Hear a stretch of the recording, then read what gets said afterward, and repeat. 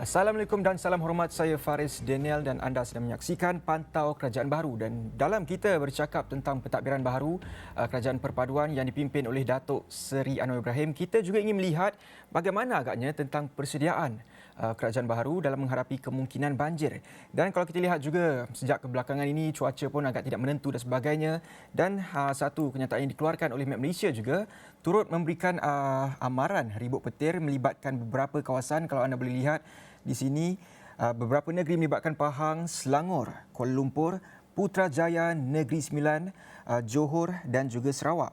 Dan kalau kita lihat di seluruh negeri Selangor, Kuala Lumpur, Putrajaya adalah melibatkan amaran ribut petir sehingga jam 7 malam ini. Dan ini adalah perkongsian yang dikongsikan Met Malaysia. Dan kalau kita nak lihat juga, ada beberapa negeri sekarang ini sudah pun mencatatkan peningkatan melibatkan mangsa banjir, iaitu kalau kita lihat di sini di info bencana JKM, sejumlah 5 negeri yang melibatkan Pahang, Perak, Terengganu, Kelantan dan Johor, yang mana seramai 2,098 mangsa melibatkan 615 jumlah keluarga, dan ini membawa kepada 26 pusat PPS telah pun dibuka bagi mangsa-mangsa ditempatkan di pusat pemindahan sementara. Dan kalau kita lihat di sini ada Pahang 11 pusat PPS dibuka, di Perak ada 1 pusat dibuka, Terengganu 9 pusat dibuka, Kelantan 4 pusat dibuka dan Johor 1 pusat dibuka. Kalau kita lihat di sini, antara mangsa-mangsa banjir yang tertinggi adalah di Kelantan,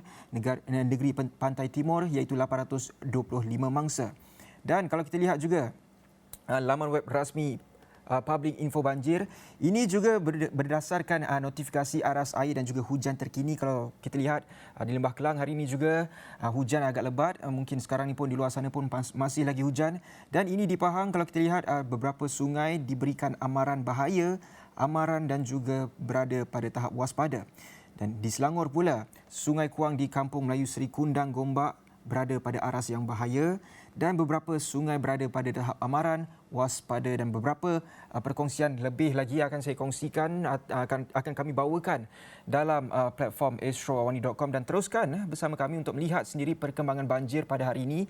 Jadi kita ingin berdiskusi mengenai hal banjir ini bersama dengan saya merupakan Profesor Dr. Luman Chua Abdullah alias Chua Tiong Guan, iaitu pakar air, tenaga, perubahan iklim dan pengurangan risiko bencana. Assalamualaikum Prof. Ya, Waalaikumsalam. Baik Prof.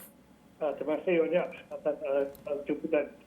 Terima kasih juga atas masa Prof untuk kami di Pantau Kerajaan Baharu pada petang ini. Dan Prof, mungkin saya nak tanyakan terawal sekali, adakah negara kita mungkin sudah bersedia untuk sekali lagi berkemungkinan berlakunya banjir teruk seperti tahun lepas? Kalau kita lihat 18 Disember yang lepas, tahun lalu kita menyaksikan ratusan nyawa terkorban akibat banjir buruk yang mungkin kita lihat sebelum ini mungkin ada beberapa kekurangan. Bagi tahun ini pula, bagaimana Prof melihat persediaan kerajaan kita? Okey, terima kasih.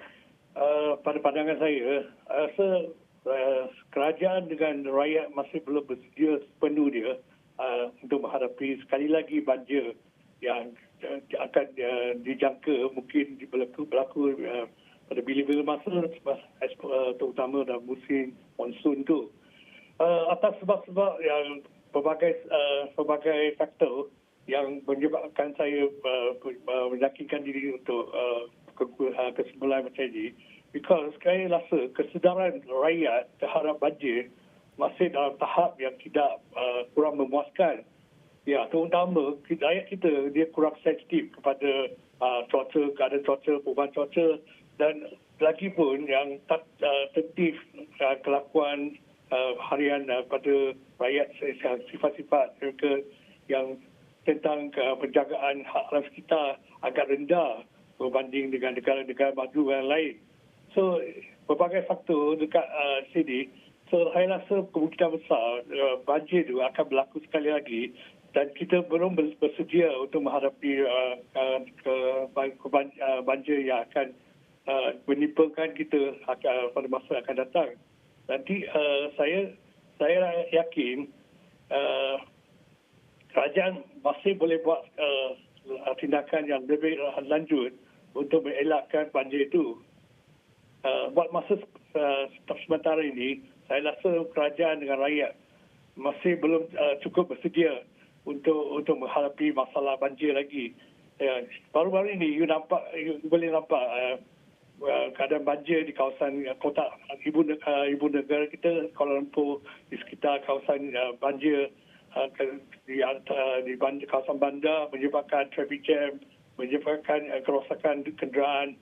Itu menunjukkan rakyat kita masih belum bersedia lagi untuk menghadapi masalah banjir pada masa akan datang. Dan Prof, kalau nak dibandingkan, kita pastinya tidak mahulah banjir itu berlaku kerana ia pastinya melibatkan jutaan kos kerugian dan sebagainya. Dibandingkan dengan persediaan kita sebelum ini, apa yang boleh kita pelajari, apa yang boleh kita ambil pengajaran, apa juga pendekatan yang boleh kita beri fokus untuk masa depan, Prof? Okey, dari segi daripada kerajaan dah banyak mengadakan polisi baru dan polisi lama yang sekian itu untuk menghadapi masalah banjir. Sebenarnya pelbagai polisi dan mekanisme kerajaan dah sediakan untuk menghadapi banjir. Malang dia tampak seandainya macam keadaan sekarang, banjir itu tetap berlaku. Namun kerajaan dah berusaha untuk menghadapi banjir itu dengan pelbagai tindakan yang diambil.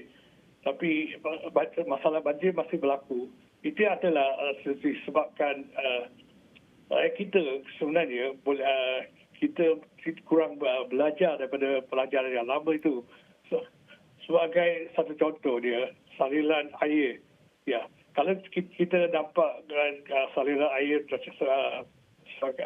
di kawasan kota seperti sungai, tasik, kita nampak kita masih kurang sedar untuk penjagaan alam sekitar. Kita dengan suka hati kita buangkan sampah, menyebabkan kesumbatan atas saliran, dan kerajaan juga kurang sensitif kepada kawasan simpanan air dengan dataran banjir. Seolah macam pada so-called floodplain, itu kawasan floodplain, penjagaan floodplain itu digunakan untuk ditukarkan untuk dijadikan kawasan construction, menyebabkan saluran air semasa banjir itu tersekat. Itu telah menunjukkan kesedaran rakyat kita dengan kerajaan tempatan agak kurang sensitif terhadap masalah tersebut. Apa yang kita boleh buat? Saya rasa untuk mempertingkatkan kesedaran rakyat adalah satu isu yang penting. Lagipun apa yang kerajaan yang boleh bantukan adalah meningkatkan infrastruktur seperti membersihkan longkang, aliran sungai, membersihkan benteng-benteng. Lepas itu juga dengan teknologi termaju termasuk GIS untuk membuat mapping atas kawasan banjir dan perancangan kawasan banjir yang lebih teliti. Kita sebenarnya daripada pengalaman kita dah tahu, dia dapat tahu daripada pengalaman yang lepas tu, kawasan mana yang senang menghadapi kawasan banjir. Tapi malang dia rasa kajian terhadap kawasan banjir itu masih dalam tahap yang kurang sempurna. Saya boleh katakan pengajian itu masih diperlukan dan usaha untuk mengaji kawasan banjir dengan ekosistem sekitar dia amat penting untuk diteruskan. Ya. So perancangan antara kerajaan tempatan dan kerajaan federal amat penting dan untuk mempertingkatkan kesedaran antara rakyat pun dan untuk menjaga perancangan yang akan dilaksanakan dengan betul. Ini amat memerlukan kerjasama antara rakyat dan kerajaan. Bukan satu pihak saja yang memainkan peranan. Namun dia rakyat dengan kerajaan masing-masing memainkan peranan masing-masing. Ya, dari segi kerajaan, memanglah kerajaan mempunyai sumber-sumber seperti kewangan untuk meningkatkan infrastruktur, untuk meningkatkan teknologi seperti sensor yang maju. Ya, tapi dari segi rakyat sendiri pun, kita kena jagakan alam sekitar dengan baik. Namun kesedaran rakyat Malaysia untuk menjaga alam sekitar, saya pada pandangan saya agak rendah. Kita masih kurang sensitif kepada kebersihan alam sekitar. Itu yang amat penting. Kalau kita tak jaga alam sekitar kita, kita suka hati saja biarkan sampah-sampah itu sumbatkan aliran kita di sungai, di longkang. Banjir itu tetap akan berlaku. Namun apa infrastruktur dipertingkatkan pun, akhirnya pun akan usaha tersebut itu akan disisirkan. Dan bercakap tentang kesedaran ya Prof, pastinya rakyat juga tahu antara faktor-faktor berlakunya banjir kilat dan juga banjir yang tidak menentu ni. Mungkin hari ni hujan, malam ni sudah boleh banjir teruk di sesuatu kawasan tersebut. Antara faktornya kita tahu adalah disebabkan faktor perubahan iklim dan sebagainya. Musim banjir kilat juga pastinya kalau dilihat tak susahlah nak jangka. Mungkin anytime je boleh banjir. Orang kata kat Lembah Kelang pun boleh banjir, kat office pun boleh banjir. Dan Prof, kalau kita lihat mungkin memang kesedaran itu melibatkan semua pihak, namun apa agaknya kementerian-kementerian yang perlu sewajarnya terlibat dalam memastikan tugas-tugas ataupun untuk mesej menyampaikan untuk memastikan semua aware dengan banjir ini dapat diselaraskan dengan baik bagi mengelakkan mungkin ada setengah pihak yang mungkin terlepas pandang ataupun sebagainya, Prof? Ya, saya setuju bahawa perubahan iklim itu merupakan salah satu faktor utama untuk menyebabkan cuaca tidak menentu pada masa ini. Ya, sebenarnya benda itu dah berlaku beberapa tahun yang lepas. Kita dah nampak tanda-tanda dia perubahan iklim untuk telah mengubahkan pattern atau corak cuaca di kawasan di kawasan tertentu seperti di Klang Valley. Kita dah semua pun dulu pada musim monsun kita akan mengalami hujan yang lebat, yang lama, tapi tidaklah sampai menyebabkan banjir yang kilat ke atau banjir yang teruk. Tapi mengapa mula-mula buat masa-masa sekarang banjir kerap berlaku? Perubahan cuaca memanglah salah satu faktor, because perubahan iklim itu menyebabkan cuaca lebih teruk daripada yang dulu. Kawasan yang berhujan itu menjadikan lebih banyak kelembapan. Tapi apa yang boleh saya buat itu bukan sehari dua untuk menyelesaikan perubahan cuaca. Perubahan cuaca itu merupakan skop yang besar. So apa yang boleh berlaku sebenarnya rakyat boleh buat daripada diri sendiri untuk mengurangkan kesan perubahan iklim itu, dan seperti kita tidak membazirkan tenaga elektrik, tidak membazirkan bahan-bahan kita seperti bahan bakar yang sebenarnya kita pakai untuk petroleum, semua itu dengan kenderaan kita. Sebenarnya semua itu secara langsung atau tidak langsung dia sumbang kepada perubahan cuaca. Tapi agak susah untuk short term atau jangka pendek kita nampak perubahan iklim itu diselesaikan. Apa yang kita boleh lakukan untuk buat sementara itu untuk mempertingkatkan kesedaran rakyat adalah kita boleh mengadakan seperti kesedaran melalui kempen melalui kerjasama dengan kerajaan lokal atau kerajaan tempatan. Kita tak boleh hanya mengharapkan kementerian. Kementerian itu hanya boleh terapkan strategik untuk jangka panjang. Tapi kita amat memerlukan kerjasama kerajaan tempatan untuk menjalankan kempen-kempen tersebut kepada penduduk untuk kesedaran masalah banjir dan juga untuk menjagakan kebersihan kawasan perumahan seperti longkang-longkang semua itu. So saya kena dididik dari segi pendidikan untuk menjagakan pencintaan alam sekitar, dari segi rumah tangga sehingga kawasan komuniti rakyat yang lain duduk di kawasan tersebut.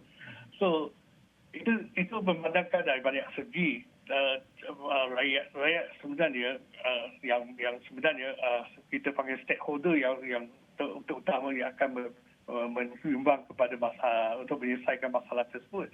Bukan hanya mengharapkan kerajaan saja.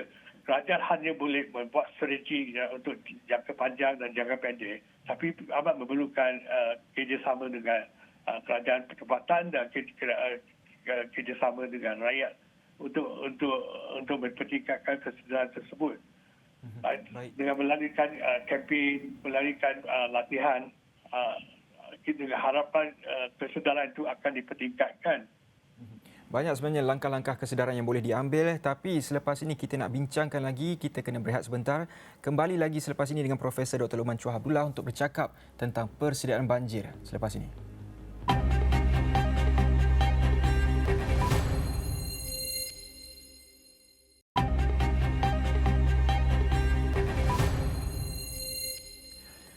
Baik, kita masih lagi bersama dengan Profesor Dr. Luqman Chua Abdullah, pakar air tenaga, perubahan iklim dan pengurangan risiko bencana untuk bercakap tentang persediaan yang boleh diambil oleh kerajaan bagi melihat sendiri apa yang boleh dilakukan untuk tangani masalah ataupun kemungkinan banjir yang bakal berlaku dalam musim tengkujuh pada penghujung tahun ini. Dan Prof, tadi kita dah bercakap tentang kesedaran dan pastinya kalau kita cakap tentang kesedaran ni ataupun awareness ni, pastinya kita sendiri dapat lihat mungkin rakyat kita sebenarnya kesedaran mungkin dah tinggi berbanding sebelum ini.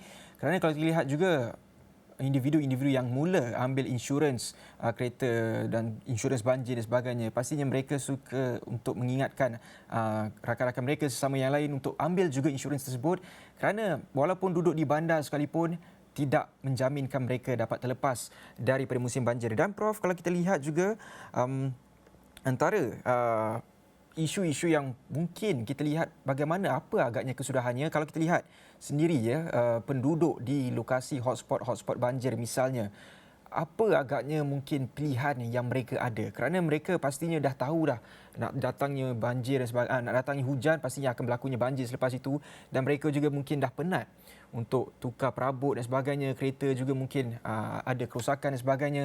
Apa mungkin jalan yang mereka ada, apa yang boleh difikirkan kerajaan untuk pastikan mereka ini tidak lagi perlu menanggung kos kerugian yang cukup teruk selepas ini, Prof? Sebenarnya untuk mitigasi masalah banjir itu bukan satu perkara senang. Kalau kita melihatkan negara seperti Netherlands yang termasyhur dengan penguasaan masalah banjir di dunia ini, mereka juga menentang masalah banjir untuk beberapa ratus tahun dan telah belajar daripada pengalaman mereka yang dari masalah banjir yang mereka hadapi.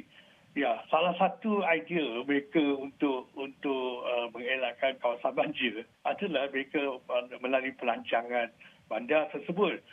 Ya, tapi ini amat susah untuk dilakukan. Seperti apa yang kerajaan Netherlands itu, dia dah buat kajian hidrolik dan dia dah mengumpulkan data-data kawasan mana yang dikelakkan sebagai floodplain.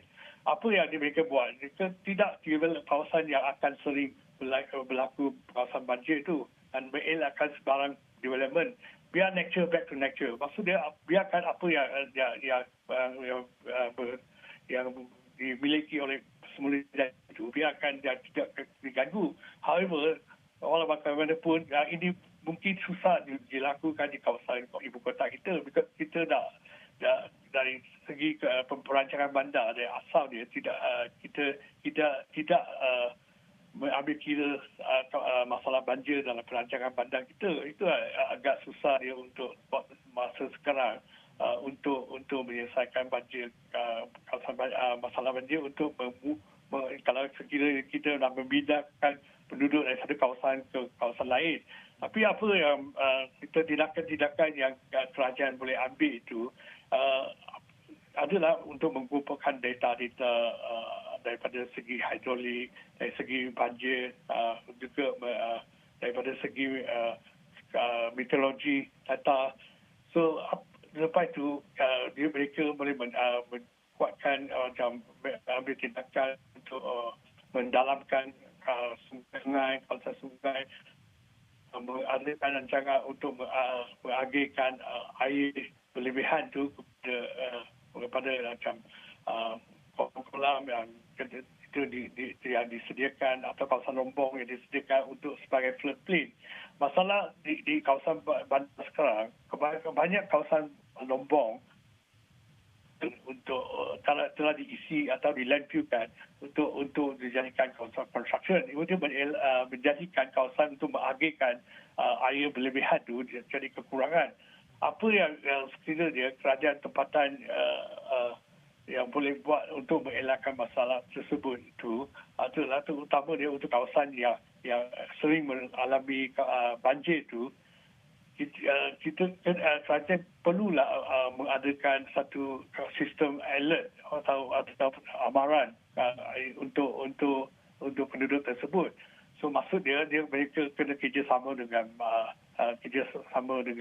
Jabatan Meteorologi, kerjasama dengan Jabatan Saluran Air untuk memonitor keadaan cuaca dan keadaan air sungai, paras air sungai, supaya untuk memonitor dapat amaran awal tentang kemungkinan banjir akan berlaku. Masalah dia, data-data dan amaran-amaran jarang sekali disampaikan kepada rakyat atau disampaikan terlalu lewat. Memang kita faham masalah dia, keadaan meteorologi agak susah diramalkan. Sebab itu bukan dia senang nak buat amaran awal, tapi dengan teknologi baru, dengan big data, dengan machine learning teknologi, saya rasa masalah itu boleh ditangani dengan menggunakan sistem teknologi itu untuk mengumpulkan data-data daripada sejarah seseorang kawasan itu, dan kita boleh membuat ramalan sekiranya berlaku keadaan tertentu. So kita boleh berikan amaran awal kepada penduduk di kawasan tersebut. Selain daripada itu, maintenance untuk kawasan macam pump house, untuk mendalamkan dasar sungai itu juga perlu dilakukan dengan kerap supaya untuk mengelakkan banjir itu berlaku. Dan kalau kita lihat salah satu kes lama itu berlaku di kawasan Kelang, ada disebabkan kerosakan pump house atau rumah pump itu. So maintenance adalah satu perkara yang perlu diambil berat untuk mengelakkan masalah banjir. Itu yang boleh diambil tindakan oleh kerajaan. Yang boleh difikirkan kerajaan. Dan juga Prof, menarik juga tadi untuk saya lihat apa ulasan Prof berkaitan dengan sistem amaran. Kerana kalau kita lihat sistem amaran di negara kita ni mungkin agak lambat dan sebagainya. Mungkin the only choice ataupun pilihan yang ada bagi penduduk di kawasan hotspot banjir ni adalah selain untuk mereka menyelamatkan diri mereka sekiranya akan berlaku banjir yang teruk ataupun mungkin cuaca buruk dan sebagainya. Itu sahaja mungkin pilihan yang mereka ada yang perlu mereka hadap selepas ini. Namun kalau kita lihat juga Prof, mungkin adakah itu antara satu solusi yang agak jangka pendek untuk kita lihat mustahil ke mungkin sistem amaran awal itu dilakukan secepat mungkin untuk pastikan selepas ini tak ada lagi dah mungkin yang lambat untuk selamatkan diri mereka, mungkin ada yang tak mahu lagi lah yang terperangkap dalam rumah dan sebagainya. Mustahil tak untuk kita lihat sistem amaran itu diselaraskan dengan cukup baik di kawasan hotspot banjir selepas ini Prof? Saya rasa ini boleh dilakukan. Masalah sekarang, beberapa amaran lambat. Kadang-kadang ada banyak masalah teknikal seperti ramalan cuaca agak susah dikatakan tepat atau dan susah dijangkakan. Tapi masalah dengan teknologi baru, dengan GIS, dengan bantuan GIS untuk data collection, crowd system, saya rasa amalan awal boleh dilakukan. Tapi salah satu masalah perlu diatasi untuk mencapaikan tujuan ini adalah integrasi antara jabatan. Maksudnya antara jabatan tempatan, jabatan meteorologikal, jabatan saluran air dan dengan kerajaan natural disaster, semua kena adakan satu mekanisme untuk berinteraksi antara satu sama lain. Sebab sementara banyak agensi kerajaan itu bertindak bersendirian atau interaksi yang rapat. Masalah dia, bila sesuatu informasi yang disampaikan untuk satu jabatan ke satu jabatan lain, dan kerajaan akan kesusahan nak buat keputusan kerana feedback atau data yang diambil disampaikan kepada pihak tertentu itu tidak benar atau tidak lengkap. So, itu menyebabkan untuk membuat tindakan tertentu. Saya pernah hadiri salah satu mesyuarat di Jabatan Alam Sekitar tentang pencemaran udara. Mereka berbagai agensi kerajaan pernah berbincangkan bila nak buat keputusan untuk daurat atau mengisytiharkan hal daurat.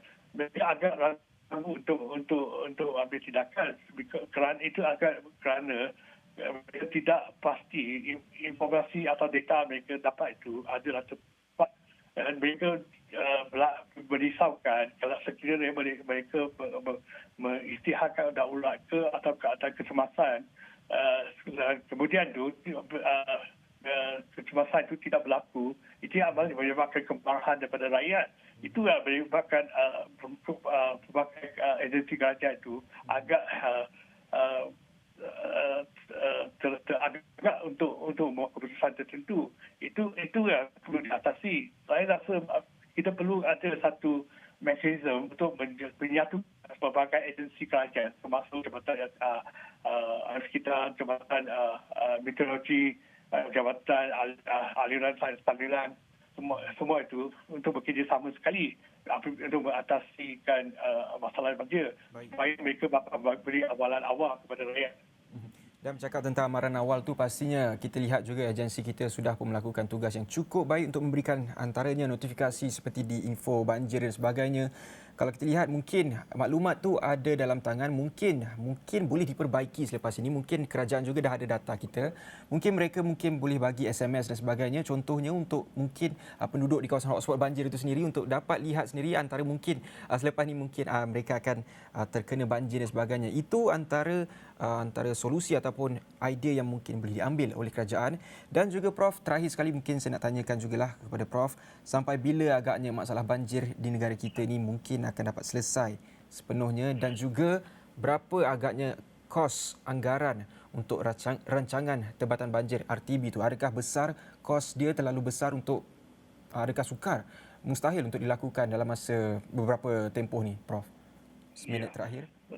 Untuk masalah banjir itu, saya secara optimistik saya rasa dalam jangkaan 5 tahun akan datang, kalau sekiranya kesempatan itu dipertingkatkan dan percakapan bersama antara pelbagai agensi kerajaan juga dipertingkatkan.